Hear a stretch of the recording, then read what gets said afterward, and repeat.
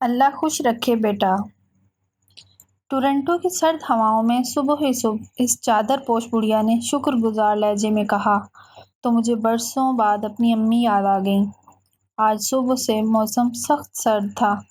میں ٹورنٹو کی اس شاہراہ پر اپنے میڈیکل اسٹور میں مصروف تھا۔ اتنے میں مجھے یہ بوڑھی خاتون نظر آئیں تو ہانپتے کانپتے اندر آ رہی تھی۔ وہ یقیناً کوئی مسلمان تھیں۔ میں باقی گاہکوں کو چھوڑ کر اس کی طرف متوجہ ہوا اور جلدی سے اس کی دوائیں سے تھما دیں۔ قیمت میں بھی خاصی رعایت کر دی۔ نہ جانے کیوں اس کے ساتھ میری ہمدردی کا جذبہ ابھر آیا۔ اس پر اس نے میرا شکریہ ادا کیا تو مجھے نہ چاہتے ہوئے بھی اپنی ماں یاد آ گئی۔ اپنا دیس چھوڑے ہوئے پورے 10 برس ہو گئے تھے۔ ان 10 برسوں میں نے ایک بار بھی اپنے گھر کا رخ نہیں کیا تھا۔ شروع میں کبھی کبھار صرف پیسے بھجوا دیتا تھا یا خط لکھ دیتا تھا، مگر 2-3 برس سے میں نے انہیں بالکل نظر انداز کر دیا تھا۔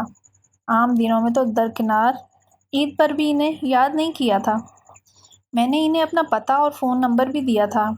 میں انہیں یاد کرنا بھی نہیں چاہتا تھا، اس لیے نہیں کہ مجھے ان سے نفرت تھی، بلکہ اس لیے کہ مجھے معلوم تھا کہ اگر میں نے انہیں نہ بلایا تو ایک دن مجھے پاکستان واپس جانا پڑے گا۔ وہ پاکستان جس کی بد امنی، لوٹ مار اور سب سے بڑھ کر فرسودہ روایات میں سے میں تنگ آ گیا تھا۔ وہاں میری ترقی میں بے شمار رکاوٹیں تھیں۔ ماں باپ کا احترام، بڑوں کی فرما برداری، معاشرتی پابندیوں کی رعایت، مذہب کی حدود کے اندر رہنا، یہ سب پابندیاں پوری طرح نہیں تو کسی نہ کسی حد تک مجھے نبھانا ہی پڑتی، اور ایسا میں کرنا نہیں چاہتا تھا۔ میں ترقی کی راہ میں اس طرح آزادی سے دور رہنا چاہتا تھا جس طرح مجھے یورپ اور امریکہ والے دوڑتے نظر آتے تھے۔ نہ کوئی پابندی، نہ رکاوٹ۔ میں نے باہر جانے کی تگ و دو کی۔ وہ تو قسمت تھی کہ ایک دوست کی مہربانی سے مجھے کینیڈا کا ویزا مل گیا۔ کینیڈا آ کر میں نے شروع میں بہت تکلیف دہ دن گزارے۔ کئی جگہ عارضی ملازمتیں بھی کیں۔ آخرکار خوش قسمتی سے مجھے بڑے میڈیکل اسٹور سیلز مین رکھ لیا گیا۔ آمدنی بھی پاکستان کے لحاظ سے بہت معقول تھی۔ پاکستان میں ہم کرائے کے گھر میں رہتے تھے۔ میں کرائے کے گھر سے ہمیشہ نفرت کرتا تھا، مگر یہاں مجھے فی الحال کرائے پر ایک چھوٹے سے فلیٹ میں دن گزارنے پڑ رہے تھے۔ ابھی اپنا مکان خریدنے کے قابل نہیں تھا۔ بہرحال میں یہاں کی چمکتی دمکتی دنیا میں وطن، اپنا ماں باپ، رشتہ داروں کو بالکل بھول چکا تھا۔ مگر آج اس بڑھیا سے بیٹے کا لفظ سن کر میری دیر تک اپنی ماں کے منہ سے نکلے ہوئے پتر کو یاد کرتا رہا۔ پھر مجھے احساس ہوا میں بڑی غلطی کر رہا ہوں۔ میری ماں چاہے پرانے خیالات کی ترقی کی مخالفت تھی، مگر تھی تو ماں۔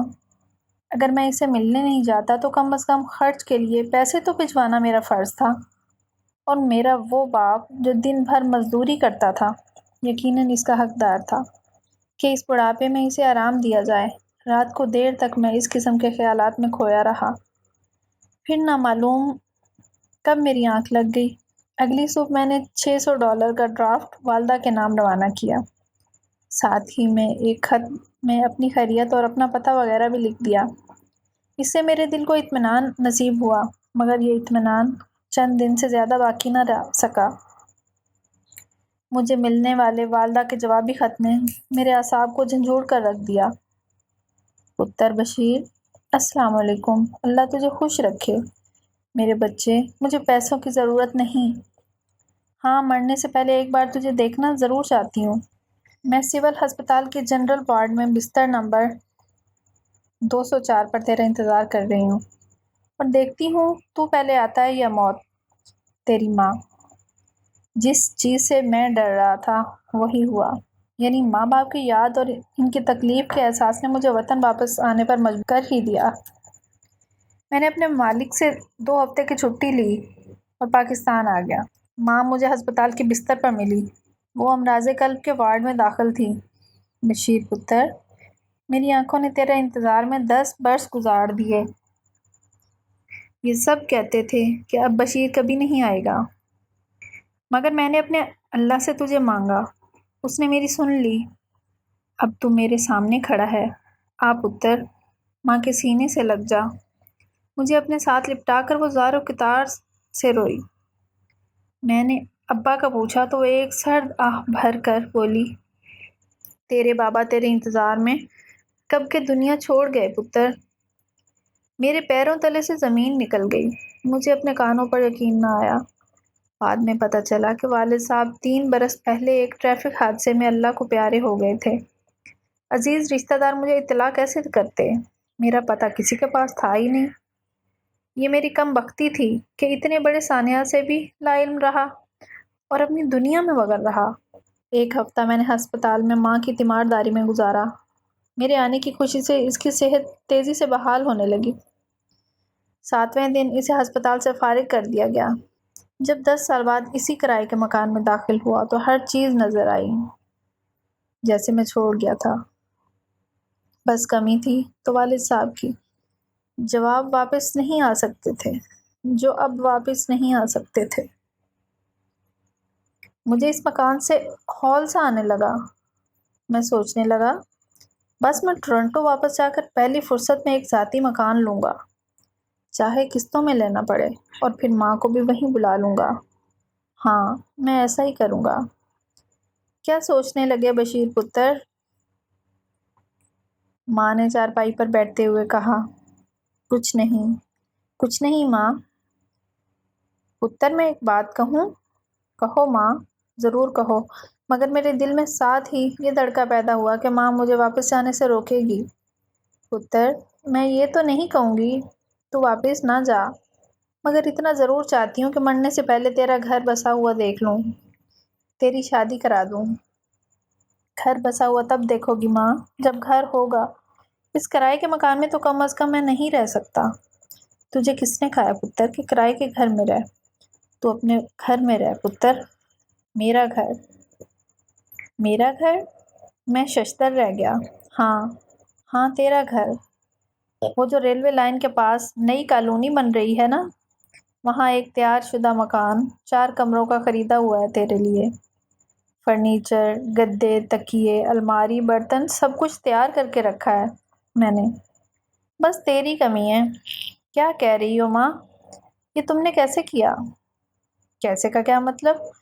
وہ جو تو پیسے بھیجتا رہا تھا نا، پہلے $70 بھیجتے تھے، پھر 100، پھر کئی سال تک ہر دوسرے تیسرے مہینے $100-200 ملتے ہی رہتے تھے۔ وہ سب تیرے گھر اور شادی کے لیے جمع کرتے رہے۔ مکان تو تیرے ابا نے خود ہی پسند کر کے لیا تھا۔